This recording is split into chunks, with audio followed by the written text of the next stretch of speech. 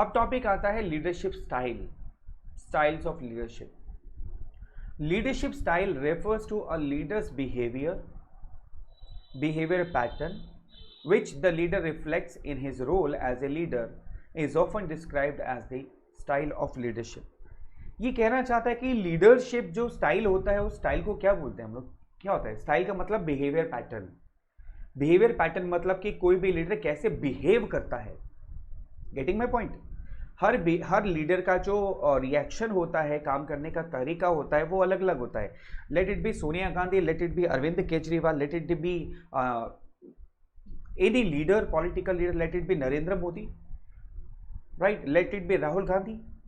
कोई भी लीडर हो, सबका जो काम करने का बिहेवियर पैटर्न होता है वो अलग अलग होता है और वो बिहेवियर पैटर्न उनके लीडरशिप स्टाइल में रिफ्लेक्ट करता है और वही उनका रोल उस लीडरशिप स्टाइल को बनाता है.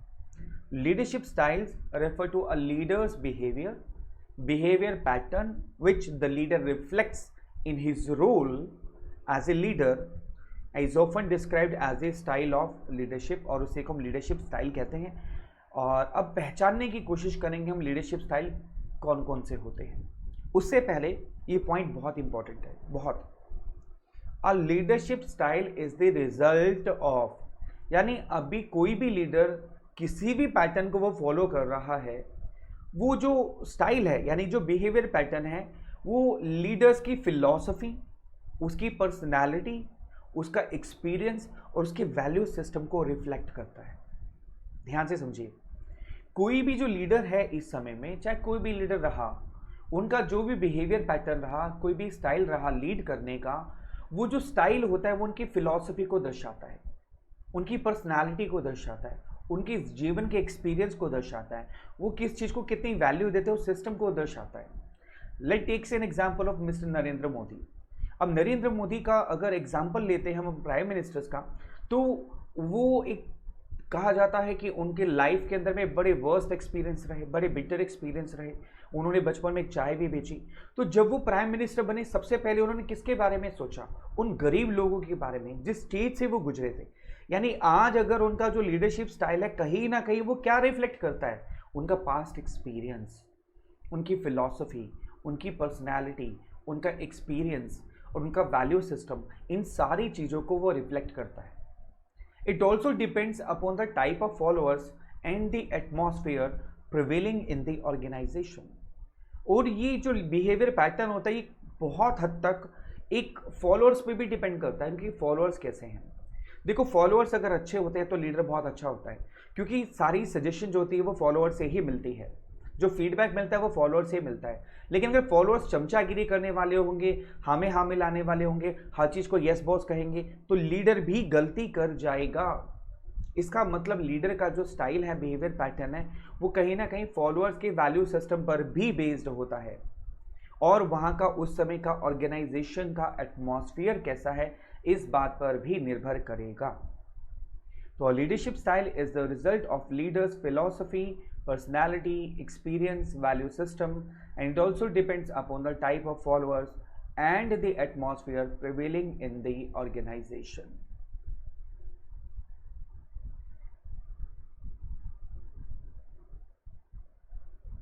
तीन तरीके के लीडरशिप स्टाइल होते हैं. एक होता है ऑटोक्रेटिक लीडरशिप स्टाइल, दूसरा होता है पार्टिसिपेटिव लीडरशिप जिसको हम डेमोक्रेटिक लीडरशिप स्टाइल भी कहते हैं, और तीसरा होता है फ्री रेन लीडरशिप स्टाइल जिसको लेजिस फेयर भी कहते हैं, और ऑटोक्रेटिक को हम ऑथोरिटेरियन लीडरशिप स्टाइल भी कहते हैं.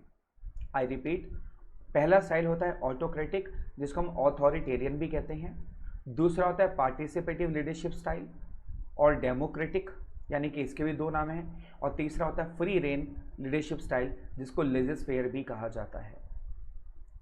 A leader may use all styles over a period of time, but one style tends to predominate as his normal way of using power.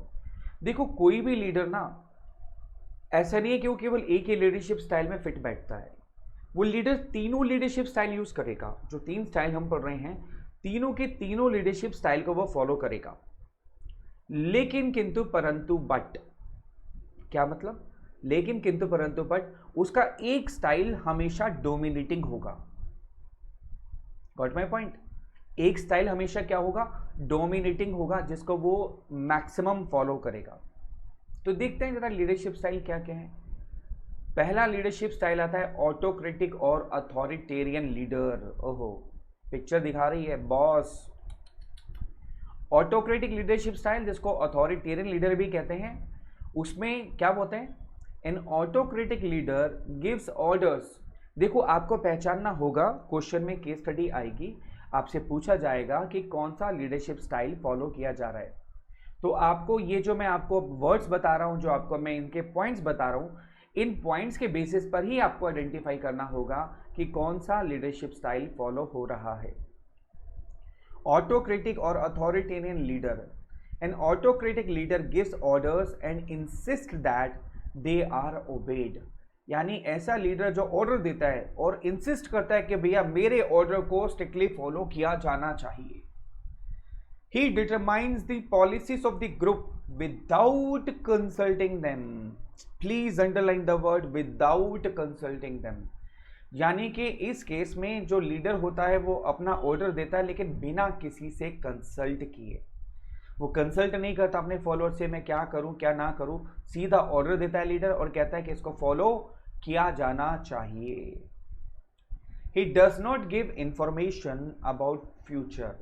यानी वो ना तो अपने फॉलोअर्स को ये बताता है कि हम फ्यूचर में क्या करने वाले हैं, but simply tells the group what immediate steps they must take. हाँ, उनको ये जरूर बताता है कि अभी हमें क्या करना है, ये जरूर बताता है, लेकिन कभी ये डिक्लेयर नहीं करता लीडर कि फ्यूचर में हम क्या करने वाले हैं, क्यों करने वाले हैं। यानी ऑटोक्रेटिक लीडर का क्या स्टाइल होता है कि वो ऑर्डर देता है और कहता है कि मेरे ऑर्डर को फॉलो किया जाए। वो कभी कंसल्ट नहीं करता अपने फॉलोअर से कि क्या बेटर है, क्या करना चाहिए, ना वो इन्फॉर्मेशन देता है फ्यूचर के बारे में, सिर्फ ये कहता है कि कौन से इमीडिएट स्टेप्स आपको लेने हैं। और क्या स्टाइल होता है ऑटोक्रेटिक का? तीसरा पॉइंट आता है, under this style all decision making power is centralised in the leader.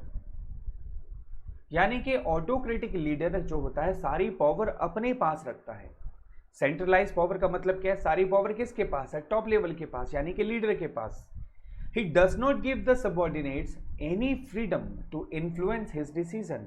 और वो किसी को भी पावर नहीं देता कि कोई भी उसके डिसीजन को इन्फ्लुएंस कर सके, प्रभावित कर सके या चेंज कर सके।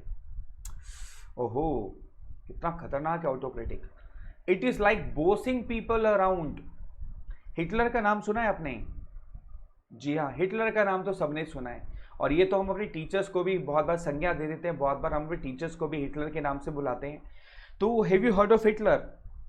तो मैं कह सकता हूँ ऑटोक्रेटिक लीडरशिप स्टाइल कहीं ना कहीं उस पर बहुत फिट बैठता है। कहा जाता है कि वो ऑर्डर देता था और कुछ नहीं बताता था। It is like bossing people around. बिल्कुल स्ट्रिक्ट जो बॉस होते हैं ना, एक उसकी तरह वो फॉलो करता है, स्ट्रिक्ट बॉस की तरह। This style should normally be used on rare occasions. हालांकि ये जो स्टाइल है ऑटोक्रेटिक और अथॉरिटेरियन लीडरशिप स्टाइल, ये बहुत कम ओकेजन पर या रेयर ओकेजन पर यूज करना चाहिए। यानी अब आपको समझ में आ गया ऑटोक्रेटिक और अथॉरिटेरियन लीडर क्या होता है, जो कि फ्यूचर प्लान के बारे में नहीं बताता, सीधा डिसीजन ऑर्डर कर देता है, अपने फॉलोअर से डिस्कस भी नहीं करता क्या करना चाहिए, सारी पावर सेंट्रलाइज होती है उसके पास होती है।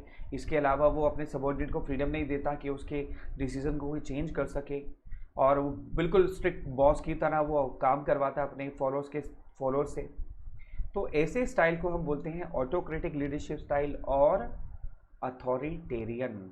बेटा नाम आ सकता है अथॉरिटेरियन लीडरशिप स्टाइल और आप बोलोगे राम सर ने कराया नहीं, तो नाम याद रखना, ऑटोक्रेटिक और अथॉरिटेरियन दोनों का मतलब सेम है। अगला लीडरशिप स्टाइल आता है पार्टिसिपेटिव और democratic leader. A democratic leader gives order only after consulting the group and works out the policies with the acceptance of the group.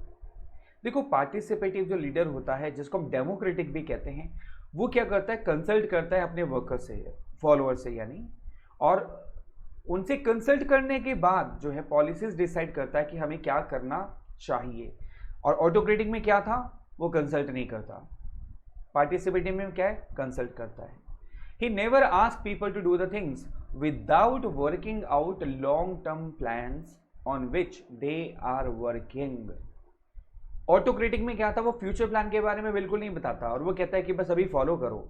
लेकिन पार्टिसिपेटिव और डेमोक्रेटिक लीडर क्या है, वो कहता है कि पहले लॉन्ग टर्म प्लान्स को अपने माइंड में रख करके फिर काम करो।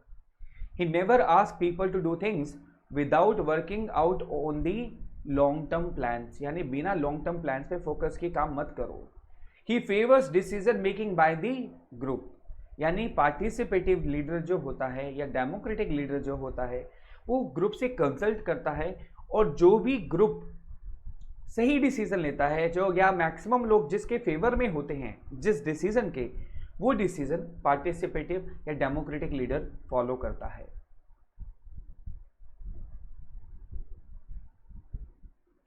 This improves the attitude of the employees towards their job and the organisation thereby increasing their morale. देखो इस स्टाइल से क्या होता है, ये फायदेमंद है, इससे लोगों का एटीट्यूड इंप्रूव होता है। इससे ये पता चलता है, देखो जिस ग्रुप को आपने फॉलो किया उसको खुशी होती है कि हमारे ग्रुप का जो डिसीजन है वो कंपनी ने फॉलो किया, ऑर्गेनाइजेशन ने फॉलो किया। और जिसका डिसीजन नहीं माना जाता, एटलीस्ट उसको ये समझ में आ जाता है कि हमारा डिसीजन क्यों नहीं माना जा रहा। देखो दो ग्रुप हैं, ठीक है, दोनों से पूछा जा रहा है, एक के फेवर में ज़्यादा पॉइंट है, एक के कम। जिसके फेवर में ज़्यादा पॉइंट है उसके डिसीजन को मान्यता दी जाएगी, उसका डिसीजन फॉलो होगा। तो वो जो ग्रुप है वो बहुत खुश होगा कि उसका डिसीजन फॉलो हो रहा है। और जिस ग्रुप का डिसीजन फॉलो नहीं हो रहा, एटलीस्ट उसको ये पता चल जाएगा कि हमारा डिसीजन फॉलो क्यों नहीं हो रहा। इससे मोरल भी बढ़ता है और कॉन्फिडेंस भी बढ़ता है। Using this style is of mutual benefit, बिल्कुल इससे म्यूचुअल बेनिफिट होता है। इट अलाउज देम, यानी कि सबऑर्डिनेट को अलाउ करता है, to become part of the team and helps leaders to make better decisions. यानी कि अब यहाँ पर सबसे बड़ा फायदा क्या है कि जो सबऑर्डिनेट होते हैं उनको भी फायदा होता है, उनको पार्टिसिपेट करने का मौका मिलता है, और जो टीम के लीडर्स होते हैं उनको भी बेटर डिसीजन लेने में मदद मिलती है। And this style is called participative और democratic leadership style.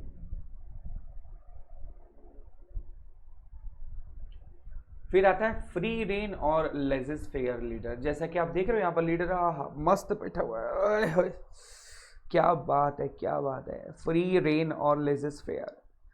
Free rein का मतलब होता है बिल्कुल फ्री, आज़ादी। लेजिस फेयर, इसको लेजिस फेयर भी कहते हैं, दोनों का मतलब सेम ही है। इस लीडरशिप स्टाइल का मतलब क्या होता है, देखिए जरा। A free rein leader gives complete freedom to the subordinates. Such a leader avoids use of power, यानी कि यहां पर जो फ्री रेन लीडरशिप स्टाइल है वो सारी फ्रीडम दे देता है अपने सबऑर्डिनेट को। And leader avoids use of power, और पावर यूज नहीं करता।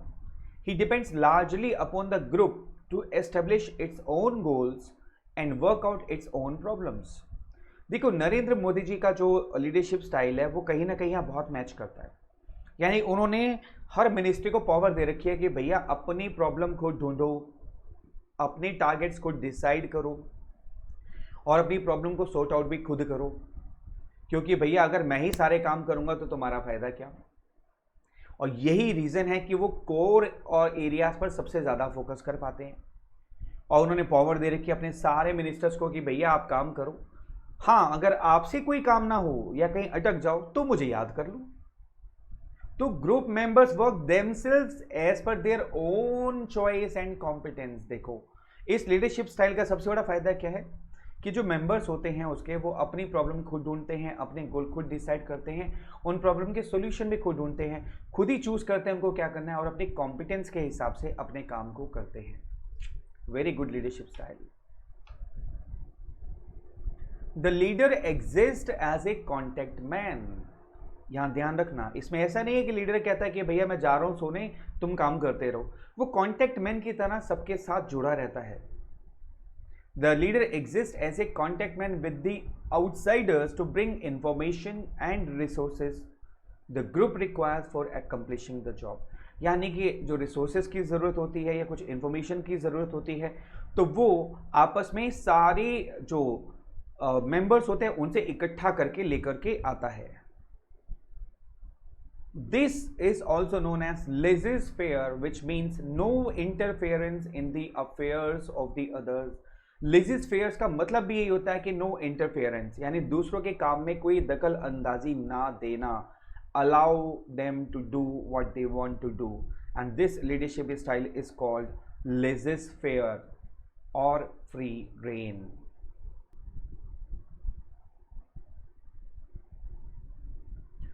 अब देखो यहाँ एक पिक्चर में आप बड़ी आसानी से हम समझ पाएंगे ऑटोक्रेटिक यानी कि अथॉरिटेरियन, लेजिस फेयर मतलब फ्री रेन, और डेमोक्रेटिक मतलब हाँ हाँ बता दो पार्टिसिपेटिव। ये नाम मत भूल जाओ भाई, ये नाम आपको याद रखने बहुत जरूरी है, तीनों अलग अलग नाम है, ठीक है। अब देखो ऑटोक्रेटिक कहता है डू एक्स, यानी ये काम करो, क्यों करना है किस लिए करना भूल जाओ, मैंने कह दिया do it, that is called autocratic. Democratic कहता है कि दो में से एक काम कोई भी कर लो जो तुम्हें पसंद है, विच इज बेस्ट, बताओ, वो दो ऑप्शन देता है एक्स और वाई, ठीक है, यानी कि दोनों चॉइस किसकी है, लीडर की, और कहता है दोनों में चूज कर लो जो बढ़िया लगता है। लेजिस फेयर कहता है भैया एक्स करो या वाई करो, तुम्हारी मर्जी, जो है तुम्हारा मन वो करो, मुझे कोई टेंशन ही नहीं है, मुझे तो रिजल्ट चाहिए, दैट्स इट, बाय हुक और बाय क्रुक, भैया साम दाम दंड भेद कुछ भी लगाओ, मुझे तो रिजल्ट चाहिए। अपनी कॉम्पिटेंस देखो, अपनी खुद की प्रॉब्लम ढूंढो, उसके सॉल्यूशन ढूंढो, ना निकले तो मेरे पास आ जाना, I am a contact man, समझ गए मेरी बात, this is called leadership style. और अगर ऐसा स्टाइल, ऐसी पिक्चर आप एग्जाम में बनाकर आते हो, it will be very helpful for you, अच्छे मार्क्स मिलेंगे आपको।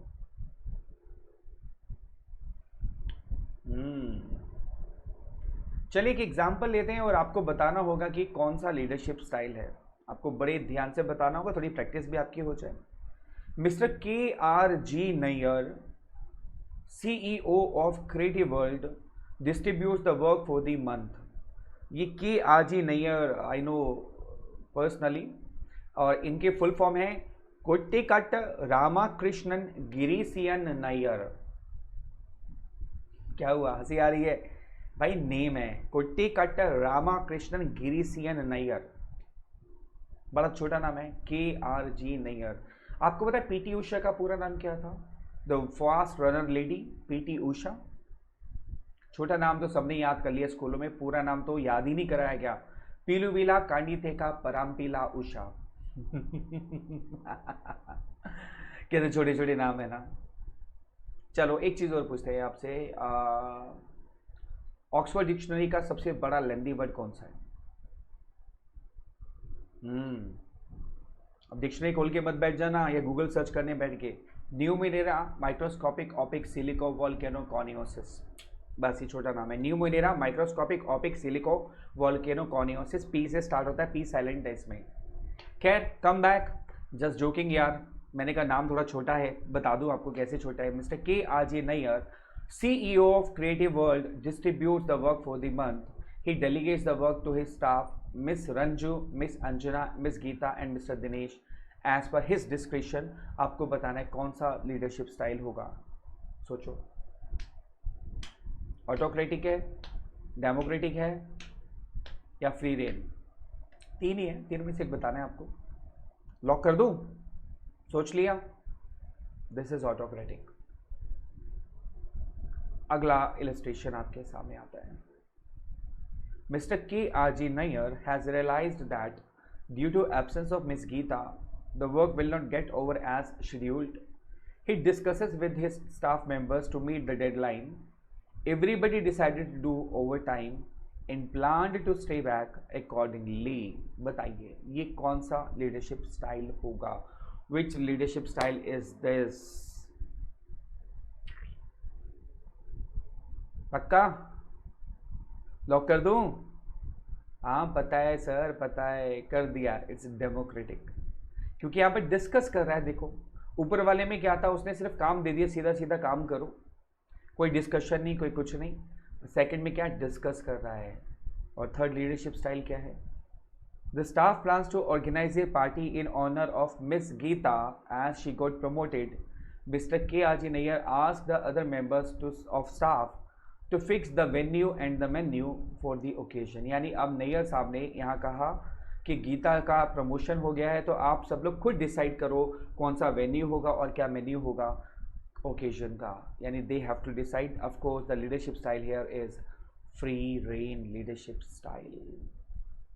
तो यहाँ पर हमारा टॉपिक खत्म होता है। Autocratic leadership style, democratic leadership style, free leadership style, यानी टाइप्स ऑफ लीडर्स, और इसके अलावा फीचर्स ऑफ लीडरशिप हमने किया था स्ट्राइव, और हमने इंपॉर्टेंस ऑफ लीडरशिप स्टाइल किया था, और वो था HS।